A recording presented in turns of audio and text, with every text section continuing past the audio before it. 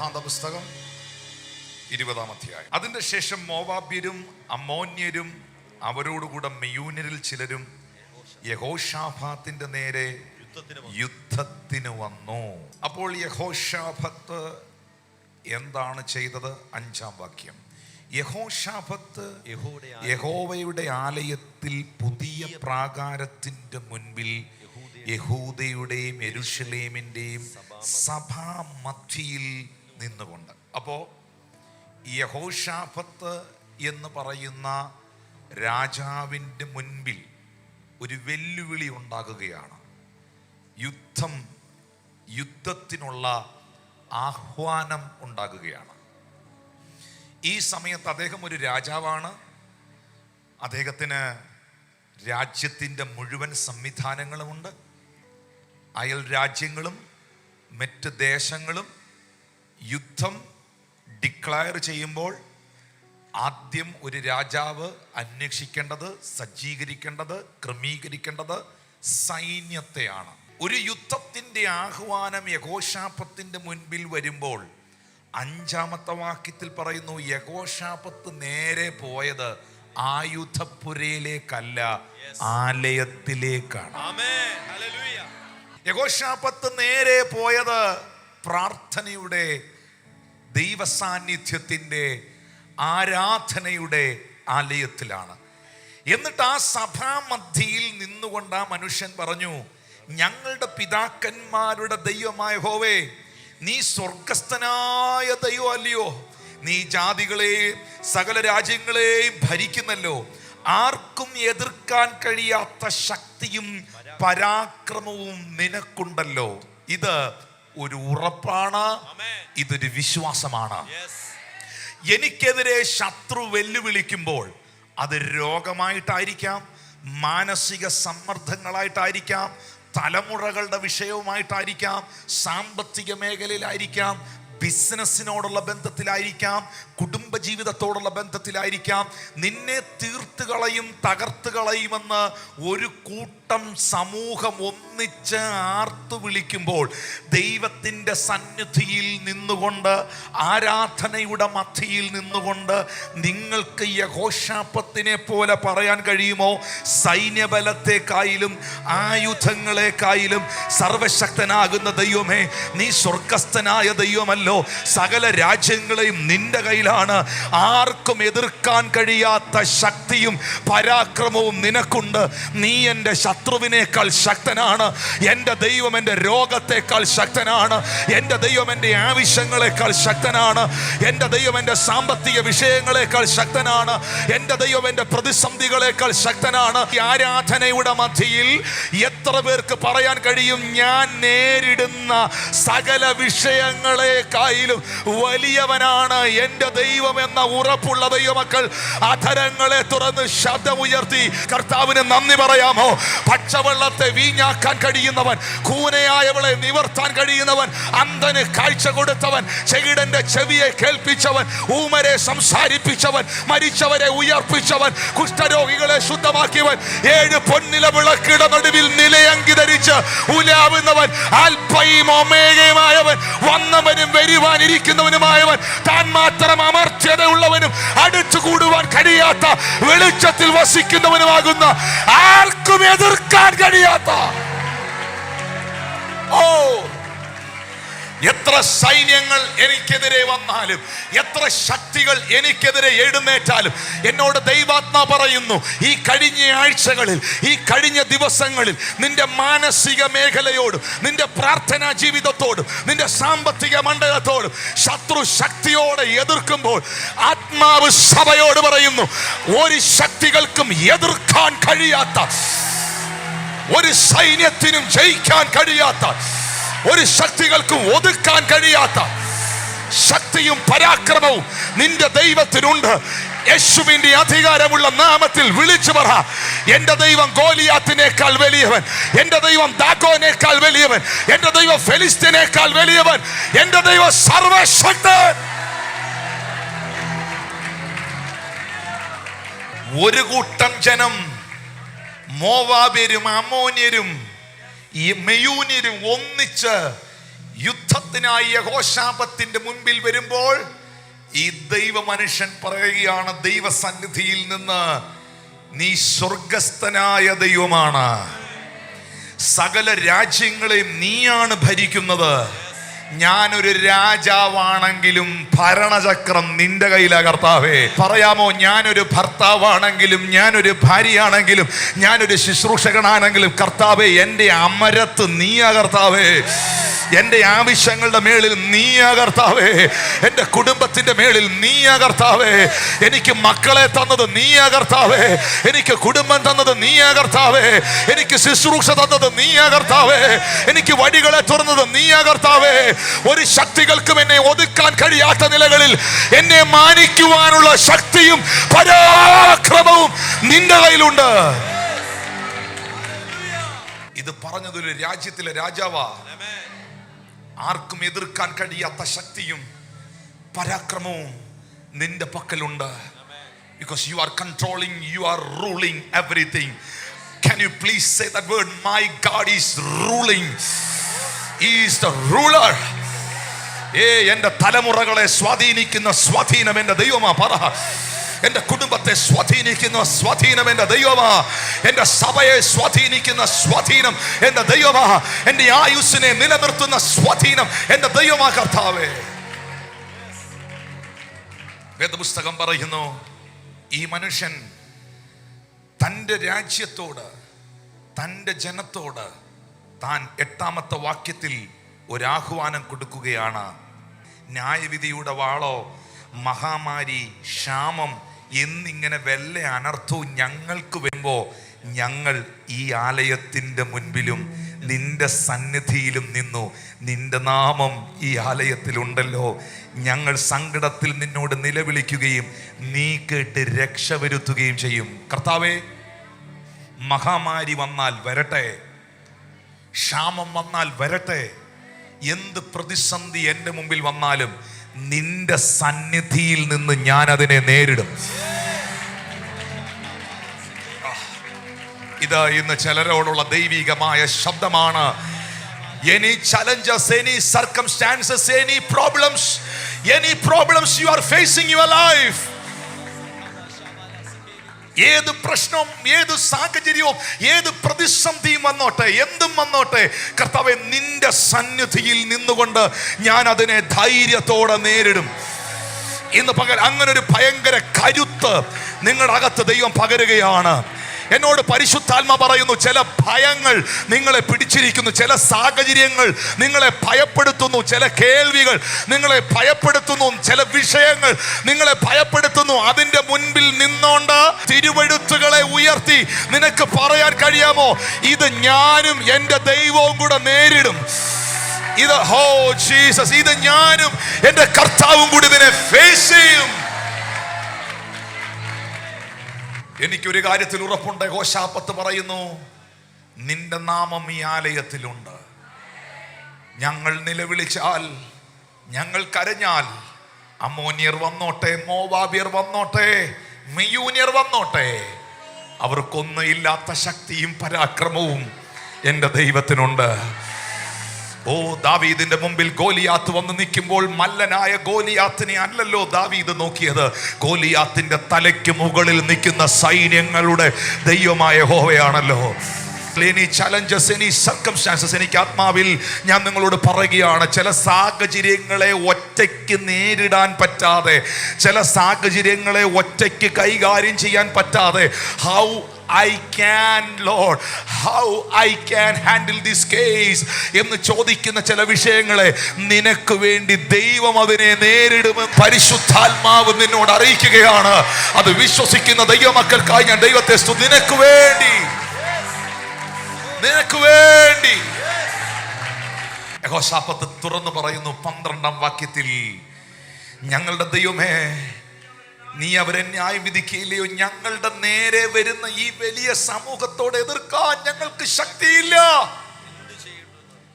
എന്ത് ചെയ്യേണ്ടു എന്ന എന്നറിയുന്നില്ല. ഹല്ലേലൂയ. രഹസ്യമായിരിക്കാം, പരസ്യമായിരിക്കാം, ഉള്ളത്തിൽ കൊണ്ടു നടക്കുന്ന വിഷയമായിരിക്കാം. ചില പാപങ്ങളെ ജയിക്കാൻ പറ്റാത്തതായിരിക്കാം, ചില തിന്മകളെ നിനക്ക് ജയിക്കാൻ പറ്റാത്തതായിരിക്കാം, നിന്റെ കണ്ണിനെയോ ചെവിയോ അധരത്തെയോ നിനക്ക് ജയിക്കാൻ പറ്റാത്തതായിരിക്കാം, ചില സാമ്പത്തിക വിഷയങ്ങളെ നിനക്ക് നേരിടാൻ കഴിയാത്തതായിരിക്കാം, ചില ബിസിനസ്സുകളായിരിക്കാം, നിന്റെ ശുശ്രൂഷയായിരിക്കാം. കർത്താവേ, എന്ത് ചെയ്യണം എന്ന് എനിക്കറിയത്തില്ലെന്ന് യഹോശാഫത്തിനെ പോലെ പറയുന്ന ആരെങ്കിലും ഉണ്ടെങ്കിൽ, യഹോശാഫത്ത് എടുത്ത അടുത്ത നടപടി, ഞങ്ങളുടെ കണ്ണ് നിന്നിലേക്ക് തിരിയുകയാണ്. ഓ, എന്ത് ചെയ്യണമെന്ന് അറിഞ്ഞുകൂടാത്ത സാഹചര്യത്തിന്റെ നടുവിൽ അതിനകത്ത് സൊല്യൂഷൻ എഴുതിയിരിക്കുന്നു. മക്കളെ, ഞങ്ങളുടെ കണ്ണ് നിന്നിലേക്ക് തിരിയുകയാണ്, നിന്നിലേക്ക് തിരിയുകയാണ്, ഞങ്ങളുടെ ശ്രദ്ധ നിന്നിലേക്ക് തിരിയുകയാണ്. വിളിച്ചു പറയുന്നു, എനിക്ക് എങ്ങനെ ഇത് നേരിടണമെന്ന് അറിയത്തില്ല, എനിക്ക് എങ്ങനെ ഇത് കൈകാര്യം ചെയ്യണമെന്ന് അറിയത്തില്ല. വഴിയുണ്ട് സഹോദര. എൽശദായി സഭയെ വഴിയുണ്ട്, എൻ്റെ മക്കളെ വഴിയുണ്ട്. നിന്റെ കണ്ണങ്ങോട്ട് തമ്പുരാന്റെ സന്നിധിയിലോട്ട് ഉയർത്ത്. ഞാൻ എൻ്റെ കണ്ണ് പർവ്വതങ്ങളിലേക്ക് ഉയർത്തുന്നു. എൻ്റെ സഹായം എവിടെ നിന്ന് വരും? എൻ്റെ സഹായം ആകാശത്തെയും ഭൂമിയെയും ഉണ്ടാക്കിയ യഹോവയിൽ നിന്ന് വരുന്നു. എൻ്റെ കാൽ വഴുതാൻ അവൻ അനുവദിക്കത്തില്ല. എന്നെ കാക്കുന്നവൻ മയങ്ങുന്നില്ല, അവൻ ഉറങ്ങുന്നില്ല. വേദപുസ്തകം പറയുന്നു എന്ത് സംഭവിച്ചു? 14-ാമത്തെ വാക്യം. ഇതൊരു ഭയങ്കര സംഭവമാണ്. അപ്പോൾ സഭാമധ്യേ വെച്ച് യഹോവയുടെ ആത്മാവ് ആസാഫിന്റെ പുത്രന്മാരിൽ മിദ്യാനാവിന്റെ മകനായ ഏരീലിന്റെ മകനായ ബെനയാവിന്റെ മകനായ സെക്കരിയാവിന്റെ മകൻ യഹസ്യേൽ എന്ന ലേവ്യന്റെ മേൽ വന്നു. ഒരു പ്രതിസന്ധി വന്നപ്പോൾ ദൈവത്തിൽ ആശ്രയിച്ച രാജാവ്, ഒരു വിഷയം വന്നപ്പോൾ വാളും വടിയും തിരക്കാതെ ചർച്ചിനകത്തോട്ട് ഓടിക്കേറിപ്പോയി പ്രാർത്ഥനാനിരതനായ മനുഷ്യൻ.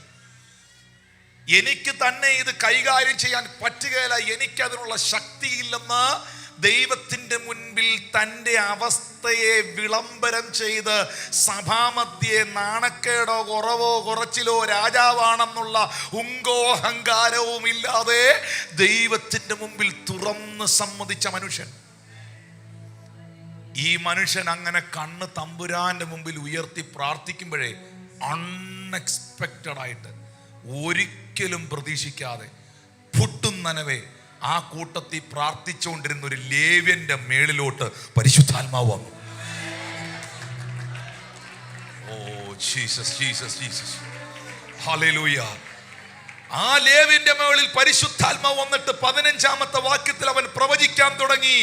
യഹോശാഫത്ത് രാജാവും കൂട്ടാളികളും കേട്ടുകൊള്ളുവീൻ, യഹോവ ഇപ്രകാരം നിങ്ങളോട് അരുളി ചെയ്യുന്നു, ഈ വലിയ സമൂഹം നിമിത്തം ഭയപ്പെടരുത്, ഭ്രമിക്കേമരുത്. യുദ്ധം നിങ്ങളുടേതല്ല, അത് ദൈവത്തിൻ്റെതത്രേ. ഇതിപ്പോൾ എൻ്റെ ഫയലല്ല, ഇതിപ്പോൾ ദൈവത്തിന്റെ ഫയലാണ്. ഇതിപ്പോൾ എൻ്റെ ഡീലല്ല, ഇതിപ്പോൾ ദൈവത്തിന്റെ ഡീലാണ്. നിന്നെ വിടുവിക്കേണ്ടത് ഇപ്പോൾ നിന്റെ ആവശ്യമല്ല, അതിപ്പോൾ ദൈവത്തിന്റെ ആവശ്യമാണ്. നിന്നെ സൗഖ്യമാക്കേണ്ടത്, നിന്നെ ഒരു അത്ഭുതമാക്കേണ്ടത്, നിന്നെ മാനിക്കേണ്ടത് ഇനി ദൈവത്തിന്റെ ആവശ്യമാണ്.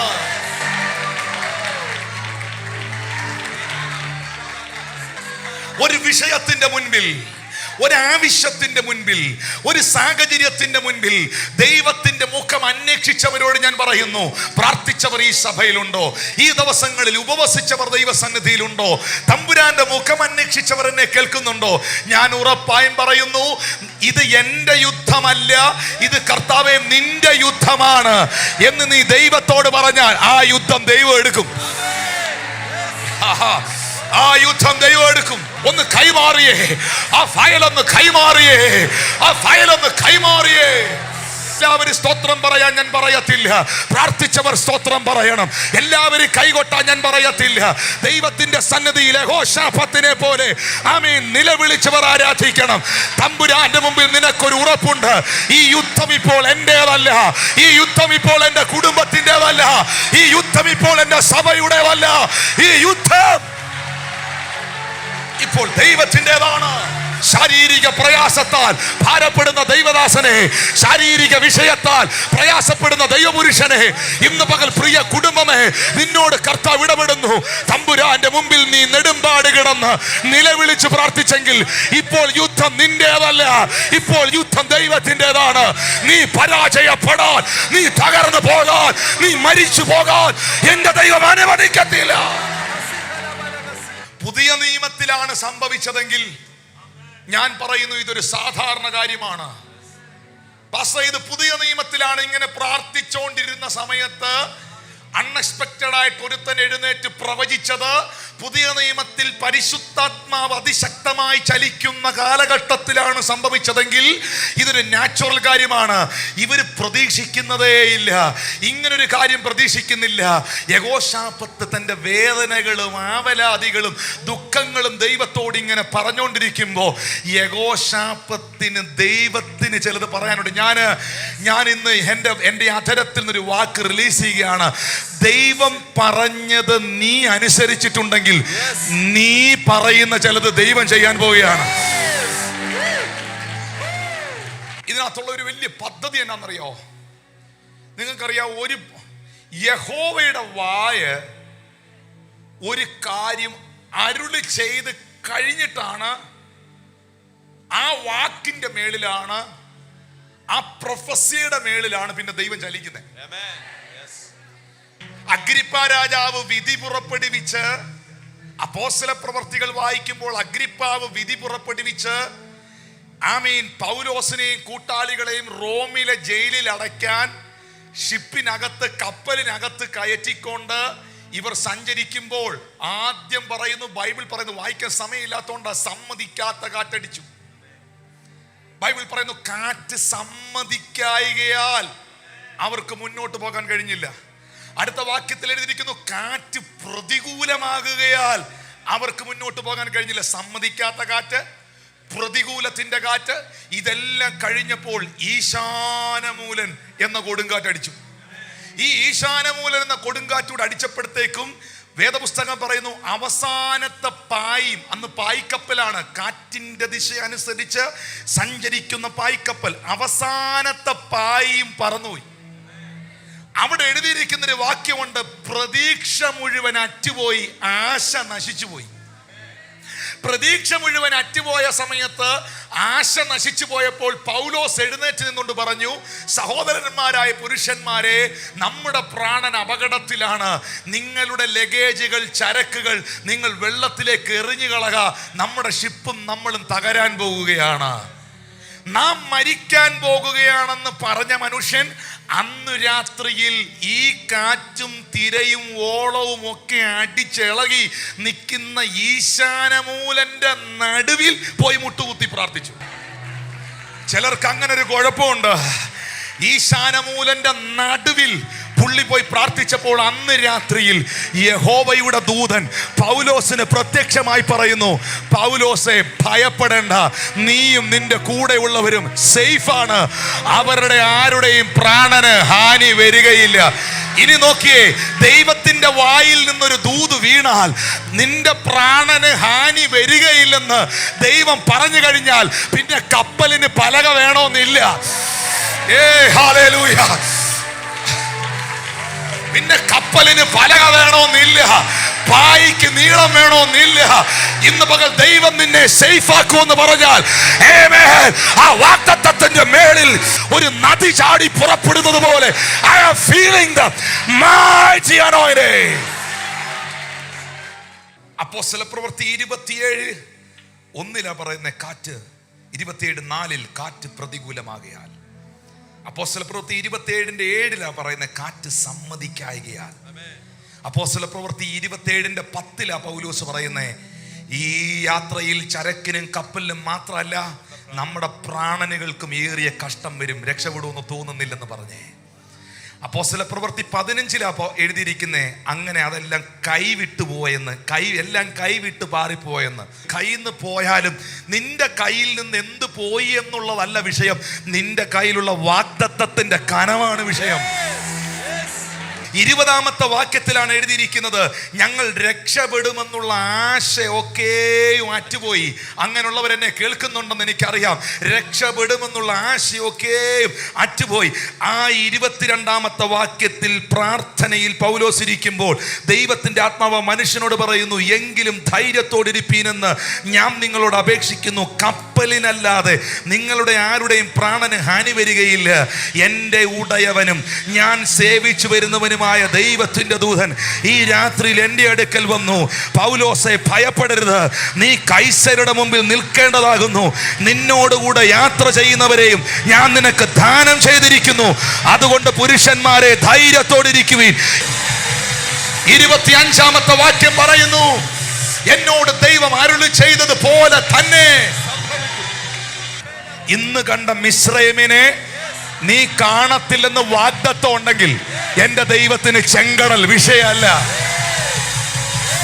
ദൈവത്തിന് ചെങ്കടൽ വിഷയമല്ല. വാഗ്ദത്തമുള്ളവർ ആരാധിക്കുക, വിളിയുള്ളവർ ദൈവത്തിന് നന്ദി പറ, നന്ദി പറ, നന്ദി പറ. എന്റെ ദൈവം എന്നോട് അരുളി ചെയ്തതുപോലെ തന്നെ സംഭവിക്കും. നിങ്ങളിപ്പോൾ ഹോസ്പിറ്റലിലായിരിക്കാം, രോഗക്കിടക്കയിലായിരിക്കാം, സാമ്പത്തിക പ്രതിസന്ധിയിലായിരിക്കാം. നിന്നോട് എന്തെങ്കിലും കർത്താവ് അരുളി ചെയ്തിട്ടുണ്ടോ? നീ അടിവരയിട്ട് എഴുതി വെച്ചോ, എന്റെ ദൈവം എന്നോട് അരുളി ചെയ്തതുപോലെ തന്നെ സംഭവിക്കും. ഞാൻ നോക്കുന്നത് ഈശാനമൂലനെ അല്ല, ഞാൻ നോക്കുന്നത് സമ്മതിക്കാത്ത കാറ്റിനെ അല്ല, ഞാൻ നോക്കുന്നത് പ്രതികൂലത്തിന്റെ കാറ്റിനെയല്ല, ഞാൻ നോക്കുന്നത് പാറി പറന്നുപോയ പായിയല്ല, ഞാൻ നോക്കുന്നത് ഇളകി വീഴുന്ന പലകയല്ല. എൻ്റെ ഫൗണ്ടേഷൻ, എൻ്റെ പ്ലാറ്റ്ഫോം എൻ്റെ ദൈവത്തിന്റെ വാഗ്ദത്തമാണ് എന്ന് ഉറപ്പുള്ളവർ ഇതിനകത്തുണ്ടെങ്കിൽ എൻ്റെ പ്ലാറ്റ്ഫോം അതാണ്. ഈ മനുഷ്യൻ ഇപ്പം നിൽക്കാൻ ഒരു പ്ലാറ്റ്ഫോം ഇല്ല. പൗലോസിന് നിൽക്കാൻ പലകയിലെ ഇളകിപ്പോയിക്കൊണ്ടിരിക്കുക, പായി പറന്നുപോയി, ആശ മുഴുവൻ നഷ്ടപ്പെട്ടു പോയി.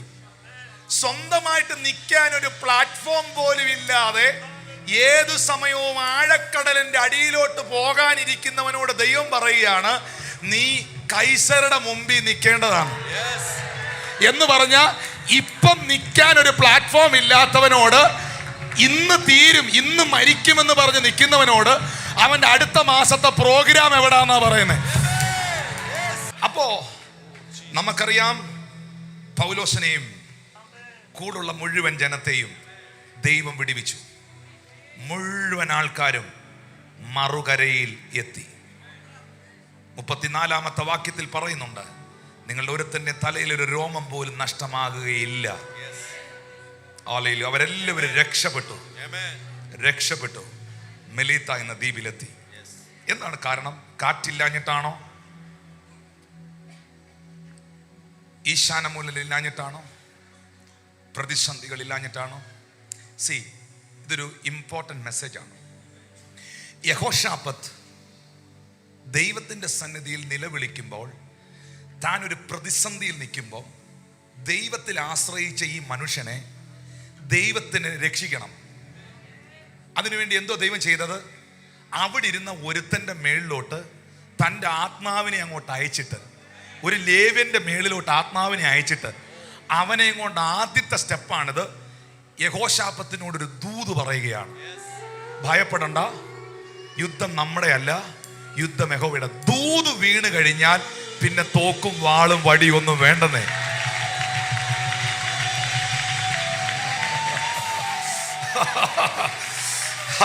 വാഗ്ദത്തത്തിനകത്ത് ചലിക്കുന്ന ദൈവകരം ഒരു ലേവ്യനെയും കൊണ്ട് പ്രവചിപ്പിച്ചു. നിന്റെ മേളിലോട്ട് ദൈവം ഒരു യഹോവയുടെ വാ എന്തെങ്കിലും അരുളി ചെയ്ത് കഴിഞ്ഞാൽ ദൈവം അത് ചെയ്തേ പോത്തുള്ളൂ. ഞാൻ പ്രവർത്തിക്കും, ആരത് തടുക്കും?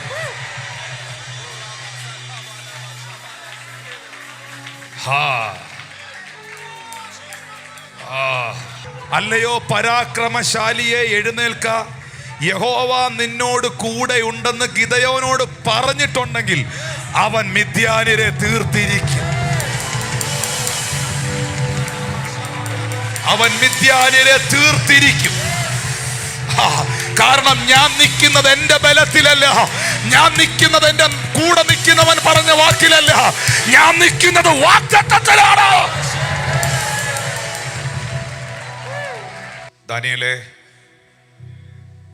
നിന്നെ ഒരു രാജ്യത്തിന്റെ ശബ്ദമാക്കാൻ ദൈവത്തിന്റെ വാഗ്ദത്തം നിന്റെ മേളിൽ ഉണ്ടെങ്കിൽ സിംഹക്കുഴി നിന്റെ അവസാനമല്ല. മോശേ, നിന്റെ നിയോഗങ്ങൾ ദൈവത്തിൽ നിന്ന് വീണ നിയോഗങ്ങളാണെങ്കിൽ ചെങ്കടൽ നിന്റെ അവസാനമല്ല.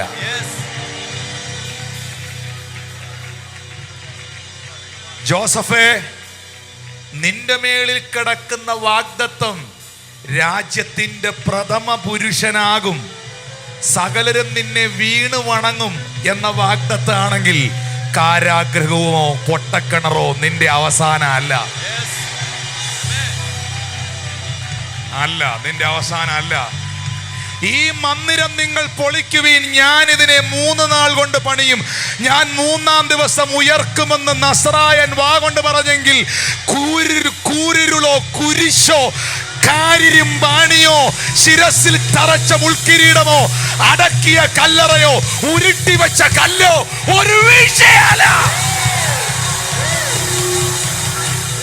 ഇസ്ഹാക്കേ, നീ ഈജിപ്തിലോട്ട് പോകരുത്, നീ ഗരാറിൽ പാർത്തോണം, നിന്നെ ഞാൻ അവിടെ അനുഗ്രഹിക്കുമെന്ന് ദൈവം പറഞ്ഞെങ്കിൽ നീ കുടിച്ച കിണറുകളെ ഫെലിസ്ത്യൻ മണ്ണിട്ട് മൂടിയാലും, നീ കുഴിച്ച സിത്ന മണ്ണിട്ട് മൂടിയാലും, നീ കുഴിച്ച കിണറുകളെ പുറകെ നടന്ന് മണ്ണിട്ട് മൂടിയാലും എൻ്റെ തമ്പുരാൻ നിന്നെ രഹബോത്തിൽ എത്തിച്ചിരിക്കും എന്ന സത്യം നീ തിരിച്ചറിയുക. എന്റെ ദൈവം നിന്നെ രഹബോത്തിൽ എത്തിച്ചിരിക്കും. എന്റെ ദൈവം നിന്നെ രഹബോത്തിൽ എത്തിച്ചിരിക്കും. ആമേൻ. നിന്നോട് എതിർത്ത ശക്തികളെ അവൻ നിലംപരിചാക്കിയിരിക്കും. അവർ നാളുകളിൽ നിന്നോട് സഖ്യത കൂടാൻ വരത്തക്ക നിലകളിൽ എന്റെ പ്രവൃത്തിയെ ഞാൻ ചെയ്തിരിക്കും.